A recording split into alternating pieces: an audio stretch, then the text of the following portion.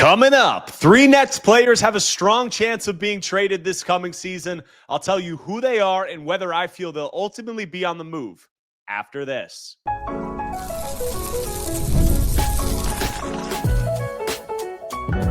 You are Locked On Nets, your daily Brooklyn Nets podcast. Part of the Locked On Podcast Network, your team every day. Welcome in to the Locked On Nets podcast right here on the Locked On Podcast Network. It's your team, the Brooklyn Nets. I'm Erik Slater, Brooklyn Nets beat reporter for ClutchPoints.com. Thank you for making me your first listen of the day. This show is 100% free on all those great platforms. On today's show, I'm going to be outlining the 3 most likely Nets players to be traded this coming season. I'll detail why their futures are uncertain and what could ultimately decide whether they remain with the team or are on the move. And getting right into these, the top 3 guys in no particular order, not going from most likely to least likely or vice versa. But I'm going to start off with the player who I think has most frequently been involved in trade rumors over the last season, and that is Nic Claxton, the Nets' longest tenured player, entering his 7th NBA season, which is just crazy, makes me feel old, and also is obviously the unquestioned starter for this Nets team. But obviously, with the Nets going in a new direction over the last 2 years and really confirming this offseason that they are committed to a rebuild by making 5 first-round selections. Obviously, these star trade rumors, they're still in the background, but were sort of dispelled with Giannis Antetokounmpo committing to Milwaukee for at least the start of the year. The Nets are in a rebuild. It's a full rebuild. They are committed to it. And with Nic Claxton, I think that really alters the way that you have to look at his situation, because while he still is young, this is a player who's going to be 27 this coming season. He's entering the heart of his prime and, getting towards the latter stage of his career. He's definitely a veteran at this point.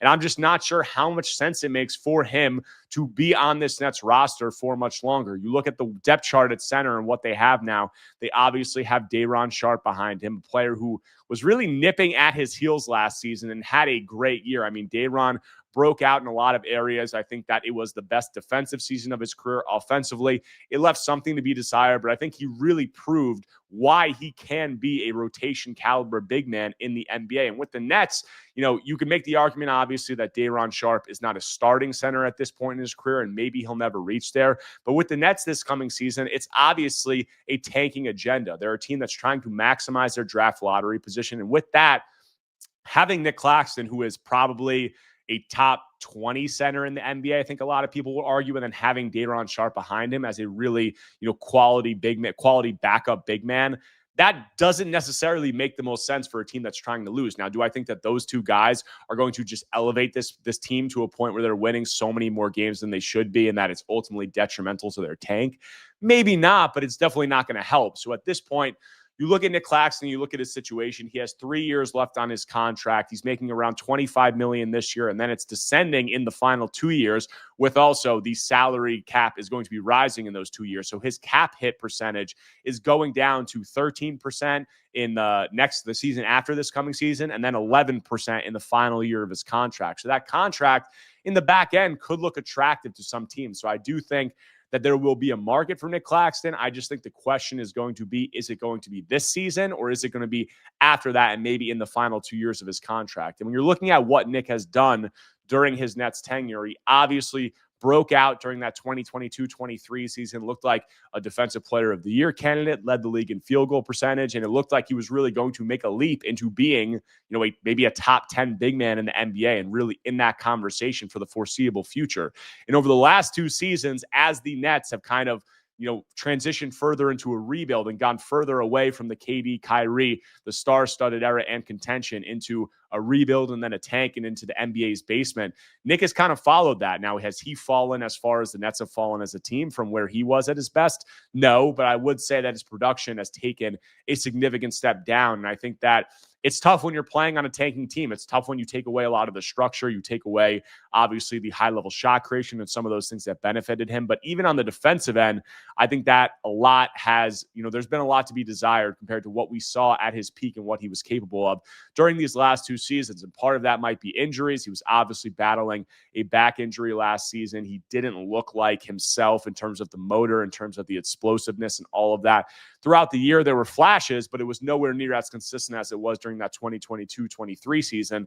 And Nic said that he's going to use this offseason to get healthy. So I think it could be a situation if Nic comes out of the gate and he looks revitalized and rejuvenated and he has a good first half of the season. I do think that there will be a market for Nic Claxton, especially with him having that descending contract. I do think that that is going to be attracted to a lot of teams. And if the Nets are in a position in a tanking season where they can, cash in on Nic Claxton's value if he rehabilitates it somewhat during the beginning of the year, if they can get some value for him in a trade and they can also increase their chances of finishing at the top of the draft lottery standings because they're taking away their starting center, I think that those are their two, main priorities this coming year. It's still asset accumulation mode, it's player development, and it's also increasing their, odds of landing a top draft pick. And by trading Nic Claxton, you could check all of those boxes. You could recoup more assets and add to a league-leading draft stash. You could aid player development by giving Day'Ron Sharpe, Danny Wolf, other guys in the front court more opportunities. And obviously, you could aid your tank and all of that by, taking away a starting caliber piece and, making the team less competent on the court from a night-to-night basis. So those are all the reasons why I think that a Nic Claxton trade could be on the horizon. If we're talking about where is he going to go, I think there's definitely a few teams that could be candidates. Like I just did my Fan Take Friday episode last week, and I got a couple of questions about the Charlotte Hornets. Could they be a potential destination for Nic Claxton? And I definitely think that it's possible because if you look at their depth chart, they're a team that's perceivably trying to take a step forward this season and obviously the season after and beyond. And you look at their centers, they have Moussa Diabate and they have Mason Plumlee as their two rotation centers right now. I don't think, obviously, that's probably the worst center room in the league right now. We're in contention with some of the teams that I'll talk about after the Hornets. But if they're looking to, add a lob threat alongside LaMelo Ball, they're looking to bolster this roster and truly take a step forward, I could see them having interest in Nic Claxton. They also have expiring contracts in Pat Connaughton, Colin Sexton. So there's a deal there that could definitely make sense. For me, it would just be a question of, are the Hornets actually trying to take a step forward this season? Are they trying to go all in on making a push towards the play-in or potentially even the playoffs? And if they are, then a trade for Nic Claxton makes sense. If they're kind of in that 1 foot in, 1 foot out, let's, feint maybe trying to improve this year, but really stay in this tank race and try to get another top pick in what is going to be a loaded 2026 draft at the top, then a trade for Nic Claxton obviously wouldn't make sense. But the Hornets are definitely a possibility. I would also say the Boston Celtics, you look at them and obviously they're a team that is, kind of taking a transitional gap here right now with Jason Tatum, tearing his Achilles and being out for the whole year. They're probably a team that's still going to try to compete, but also it would benefit them to maybe lose some games and improve their draft pick, given this is not going to be a year that they're contending for a championship. But you look at their starting center rotation right now with Al Horford probably being out the door. You look at, obviously, Kristaps Porzingis going to the Atlanta Hawks. The Celtics starting centers right now are Chris Boucher and Neemias Queta, and that obviously is not a NBA caliber starting rotation. So as I said, they probably don't want to be good this season, but they're going to need to find a starting caliber big man for the following season in 2026-27 to pair with Jason Tatum and Jaylen Brown and Derek White and whoever they have left there as they still try to compete around those guys and contend. And you look at Nic Claxton, there could be a deal there because you look at a guy like Anthony Simons, who they just got in a salary dump. He's making $27.7 million this coming season. He's expiring. You look at Nic Claxton, he's making $25.3 million. So right there, you have a Simons for Claxton swap potentially that could, allow the Celtics to parlay Simons into something that they have, a player that they're potentially, it doesn't seem like they're that interested in keeping long-term. Parlaying that into Nic Claxton, who could be a starting big man of the future alongside Jaylen Brown and Jason Tatum. And then obviously whatever draft capital they give up alongside Anthony Simons' contract to make that happen. The Celtics do have first-round picks. They have their own, going forward, into 2030 and 2031. They have their own picks. They have second-round picks. So potentially that could be a deal I think that could make sense because if you take away Simons, you're taking away some of the ball handling. I do think that like assignments for Claxton swap wouldn't hurt them potentially, make them that much better and potentially hurt their draft pick this coming season. So maybe there's something at the deadline where those two teams can swap those two things. The Nets get some draft assets, they get an expiring contract, and they get off Claxton, and the Celtics get a starting caliber center of the future. I think that could make sense. Another team, the Indiana Pacers, who obviously just lost Miles Turner to the Milwaukee Bucks. You look at them right now, they're in a similar situation to the Celtics because Tyrese Halliburton tore his Achilles. They have this gap year coming up. They, traded their draft pick. They just got their draft pick back from the New Orleans Pelicans. So they're another team that, I think they'll still try to compete, but it wouldn't benefit them necessarily to try to go all in on trying to be as good as possible when they have their own draft pick back. But their starting centers right now are Isaiah Jackson and James Huff. So good players. Nothing great. Like, I don't think starting caliber in today's NBA. The money matching with them is a lot difficult because they really don't have the expirings. They have these guys who are making, mid-sized contracts like Benedict Mathurin, Obi Toppin, TJ McConnell. Those guys were really core pieces to the finals run last year. So would they want to give any of them up?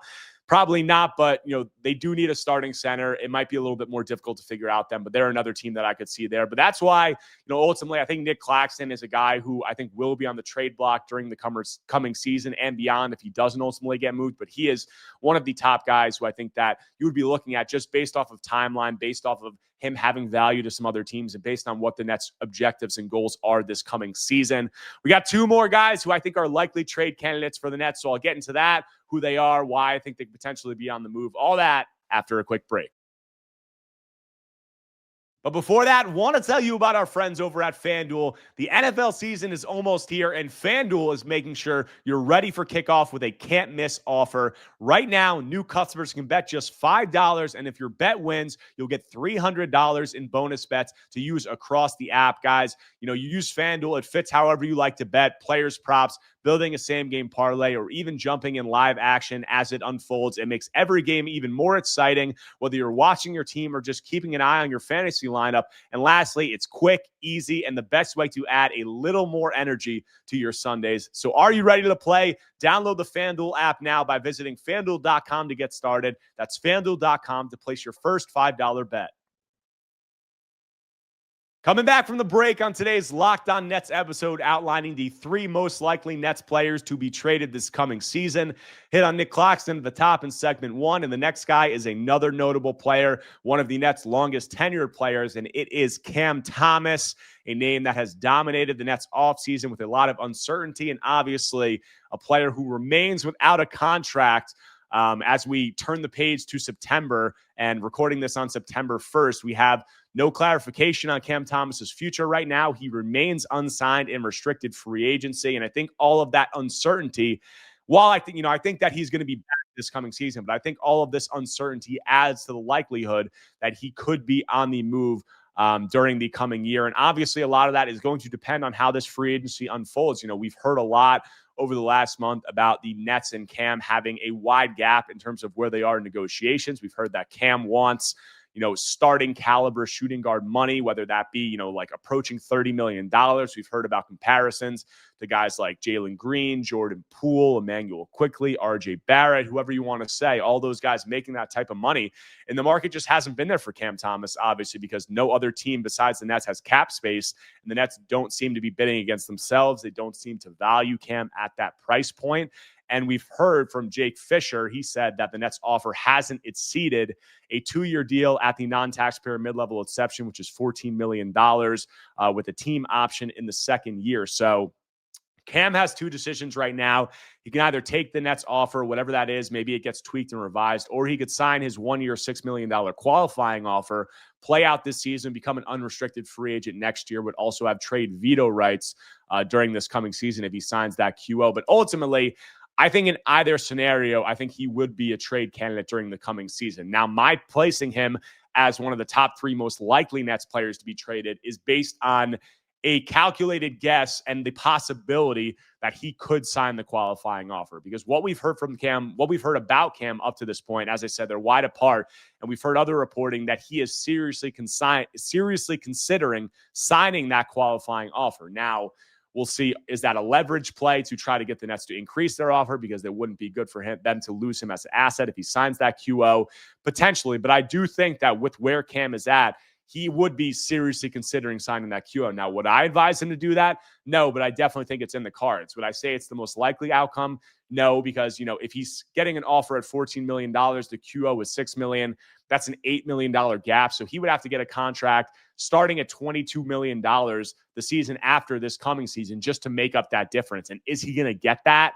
I think the jury is very much still out on that. So I think it's more likely that Cam takes the Nets short-term offer as opposed to signing the QO. But I do think that, I'd say maybe there's like a 30% chance, there's something in that range that he could sign the qualifying offer. So with that, if he does sign the qualifying offer there, I think he immediately becomes a trade candidate during the coming season, because we've seen when players sign the qualifying offer, restricted free agents, it is a signal of, the beginning of the end of their time. That player almost never re-signs with the team. They become an unrestricted free agent the following offseason, and they are destined to leave and try to get their money and get the role that they want somewhere else. So if Cam signs that, it's a signal that he's, looking to leave an unrestricted free agency. So at that point, he's an expiring contract, and it would make sense for the Nets to try to cash in on his value. Now, he does have trade veto rights, which limits their leverage in negotiations, because if it's a team that Cam doesn't want to go to, he's obviously not going to agree to the trade. But with the Nets, not giving him the deal he wants, with him signing the QO, with him signaling that he wants to leave anyway, it could behoove him to get to a place where he might have a more expansive role. Because if he signs that QO and the Nets are tanking and he's going to be leaving potentially an unrestricted free agency the following offseason, there really is no reason for them to feature him, add more shot creation, potentially hurt their tank. So him getting traded to a team where he could have a more expansive role, and a team that perceivably has some interest in him, that would make sense. So me putting Cam in the top three, players who are Nets players who are most likely to be traded, is based on the possibility that, while I don't think it's extremely strong, it's definitely a distinct possibility that he could take that qualifying offer, at which point I think he would become a clear trade candidate during the coming year. Now, even if he doesn't take that qualifying offer and he signs the Nets short-term deal, and say it's a 2-year, $28 million deal with a team option in the second year, I think in that scenario, he'd still be a trade candidate, because you look at what the Nets have said, you look at their actions, none of it really signals that they're a team that is, really high and all in on making Cam Thomas a part of these long-term plans. I think if they viewed him as a starting caliber guard in their rotation moving forward, they wouldn't be risking him taking the QO. They'd probably be locking him in at a number, while they wouldn't have to bid against themselves, they'd be locking him in at a number that is a little bit higher than what they reportedly have offered him. So, at that point, if Cam signs, or if Cam gets the deal that has been reported to be on the table by the Nets, they have a team option in the second year. He could go to a team that has interest in him at that $14 million number, because while I have, questions about whether he can be a starting caliber guard in the NBA long term, I do think that he could have value, obviously, as a bench player. He's still an elite scorer. He's still really young at 23 years old. He still has an evolving skill set. So if a team values him at that $14 million price point, I could definitely see the Nets trading him for an expiring and just getting maybe some second-round picks or something along those lines. Or, because they could potentially have the team option in the second year, he just could be an expiring contract, and a team could look to use him. Maybe the Nets get a player who has more long-term money, but they have a little bit more interest in. A team clears some money off their books. There's just some possibilities. Even with that, with him taking that short-term deal potentially, there's possibilities with it being a short-term deal where a trade could still be on the table. And Cam could still be a part of the Nets' long-term plans. We'll see. But I'm just reading the tea leaves, the breadcrumbs. I'm reading the actions of what the Nets have done up to this point, and none of it really signals to me that he's a player that they're prioritizing long-term. Because you look at what they did in the draft, they drafted with a really, clear strategy of taking a lot of players who were high-level passers, high-feel players, players who were sizable and had positional versatility, players who obviously like to move the ball, and just none of that has really matched up with how Cam Thomas has played. And when the Nets make a draft and they make 5 first-round picks, and there's that clear of a theme amongst them, I think you have to read into that as obviously being a way that they want to play in the, moving forward into the future. And does Cam fit that? Up to this point in his career, not really. So that's the reason why I think Cam Thomas should be on this list of the top 3 most likely Nets players to be traded this coming season. I think how this free agent situation shakes out whether he's back on the QO or a short-term deal will ultimately, really impact the likelihood of whether he is traded. But in either scenario, I do think that he will be a trade candidate. We got one more Nets player who made the list of the most likely players to be traded this coming year. Who is that? How'd they get him? What could they look to cash in on him for? I'll touch on all that when I close out Locked On Nets after a quick break.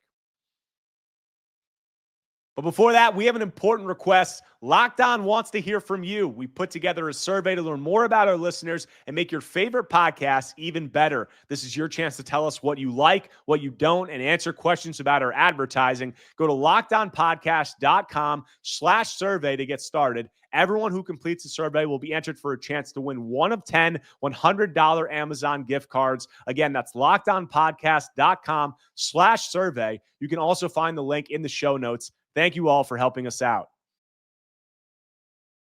Coming back from the break, closing out today's Locked On Nets episode, outlining the three most likely Brooklyn Nets players to be traded this coming season. We hit on Nic Claxton and Cam Thomas. And last player, not as notable, but probably the most likely Nets player to be traded this coming season is Haywood Highsmith, who the Nets just acquired from the Miami Heat, got a second-round pick alongside him in a salary dump move by the Heat. And you look at Highsmith, he's a player who's on a $5.6 million expiring contract. And I do think that the Nets made this move with the idea that they will be able to flip him down the line, before the trade deadline. Because you look at Highsmith over the last two seasons, he's been a quality rotation player for a Miami Heat team that was in the playoffs. And you look at what he's done. He's a 39% three-point shooter over the last two seasons, looks really confident from there. He's a good defender, active defender, even if there was a little bit of a slip this past season. I do think that he's a rotation caliber 3-and-D player, also with playoff experience. He's played in 35 playoff games. He's a guy who scored 17 points in a finals game when the Heat were playing Denver that year in 2023. So I do think that he's a guy who will have some value. Ultimately, I think that will depend on whether he's able to get back on the court and be healthy. He had surgery on August 8th for a meniscus tear, and I think the Heat said that he was going to be out for 8 to 10 weeks. So that would put him right up to like the start of the regular season, that he's going to be sidelined. So I could see him getting back on the court potentially in November. And if he comes back and if he is a part of the Nets rotation, and if he plays well at the beginning of the year, I definitely think that he will have value because he's not on an exorbitant amount of money. I think that there's teams that will be easily able to acquire him. Mark Stein, NBA insider, just put out a piece this past week and made a really good point about how Highsmith's $5.6 million salary comes in right below the taxpayer mid-level exception, just like a smidge below that. So that means, in the new CBA, teams are able to use the non-taxpayer and taxpayer mid-level exceptions as trade exceptions. So you used to be able to just sign guys in free agency using that. You can now absorb trades, absorb players in trades into that space. So with it being right below the taxpayer mid-level exception, Highsmith's salary, a team could, acquire him without sending any salary back. Like Stein used the Philadelphia 76ers as an example of a team that could have interest in him, looking to contend, have a little bit of room below the aprons and things along those lines, and could bring him in, well, maybe just giving up a second-round pick and not having to send back any salary in return. So I do think that makes it much more likely that he's going to be traded. And then you look at even beyond that, just matching a $5.6 million salary, it's not that difficult. You trade one low-level guy, you trade a couple of minimum guys, and you could get a player like Highsmith probably on the cheap. Now, do I think the Nets are going to get anything, exorbitant for him, like a first-round pick? No, but I do think that they, if he comes back and if he looks healthy and if he performs decently, I think they should be able to get a second rounder or something along those lines for a player who should factor into a lot of rotations for teams that are trying to be in the playoffs, or at least would be a very high-level depth piece. So Haywood Highsmith, another player that I would be on the lookout for as a trade candidate, a guy, I think it was a really savvy move for the Nets to take him into their cap space, to get an unprotected 2030 second-round pick from the Miami Heat. Who knows what that pick's going to be? And I do think that there would be a good chance that the Nets will be able to flip him, because the Heat only gave up Highsmith because they needed to clear room below the luxury tax. They still had multiple roster spots that they had to fill below that. They got off of him, and they could have waited until the trade deadline to potentially try to get positive value on Highsmith.